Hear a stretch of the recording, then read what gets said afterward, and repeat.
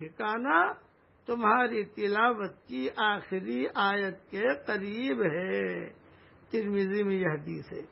نہ زیادہ زور سے پڑھیے اور نہ بالکل ہی آہستہ، بلکہ درمیانی آواز میں پڑھیے کہ اللہ کی ہدایت ہے۔ اللہ نے فرمایا ہے وَلَا تَجْهَرْ بِصَلَاتِكَ وَلَا تُخَافِتْ بِهَا وَابْتَغِ بَيْنَ ذَلِكَ سَبِيلًا، اور اپنی نماز میں نہ تو زیادہ زور سے پڑھیے اور نہ بالکل ہی دھیرے دھیرے، بلکہ دونوں کے درمیان کا طریقہ اختیار کیجیے۔